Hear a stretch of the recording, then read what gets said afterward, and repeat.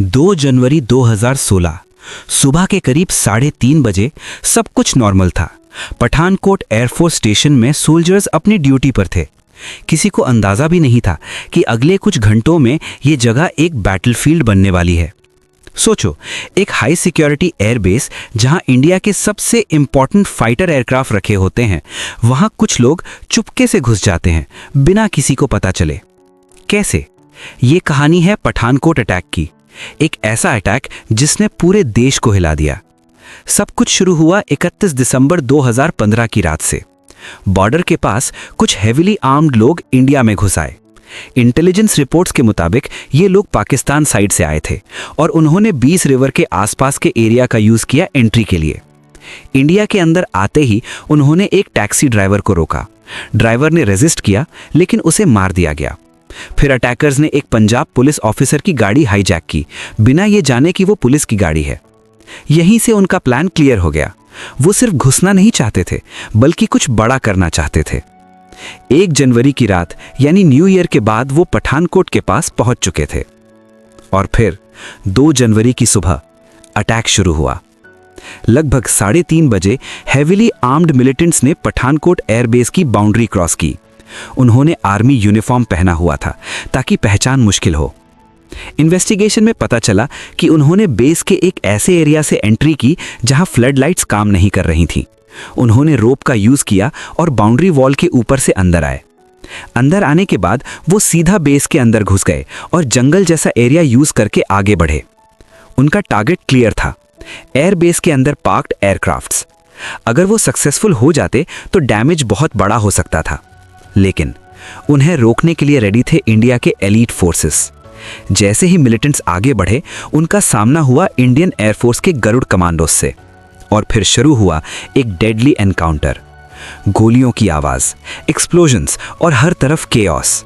Soldiers ने तुरंत response दिया और मिलिटेंट्स को एयरक्राफ्ट एरिया तक पहुंचने से रोक दिया। ये एक बहुत बड़ा मोमेंट था, क्योंकि अगर एयरक्राफ्ट डिस्ट्रॉय हो जाते तो सिचुएशन और भी सीरियस हो सकती थी। इनिशियल गन फाइट में ही कई मिलिटेंट्स मारे गए और कुछ सोल्जर्स भी शहीद हो गए। लेकिन कहानी यही खत्म नहीं हुई। ऑपरेशन अभी चल रहा था। 2 जनवरी को पूरा दिन और रात भर सर्च ऑपरेशन चलता रहा।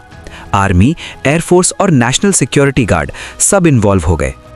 हर बिल्डिंग, हर कॉर्नर चेक किया जा रहा था। फिर भी अटैकर्स छुपकर फायरिंग कर रहे थे। 3 जनवरी को फिर से गन शॉट सुनाई दिए। एक आईडी ब्लास्ट हुआ जिसमें एक और सिक्योरिटी ऑफिसर शहीद हो गया। इससे क्लियर हो गया, अटैकर्स अभी भी बेस के अंदर थे। ऑपरेशन और डिफिकल्ट हो गया। हर स्टेप पर रिस्क था। मिलिटेंट्स के पास AK-47, ग्रेनेड्स और हेवी एम्यूनिशन था। और सबसे डेंजरस बात, वो सुसाइड मिशन पर थे। इसका मतलब वो वापस जाने के लिए नहीं आए थे। 4 जनवरी फोर्सेस ने धीरे धीरे कंट्रोल हासिल करना शुरू किया। एक और मिलिटेंट मारा गया, पर अभी भी फाइनल क्लियरेंस नहीं हुआ था।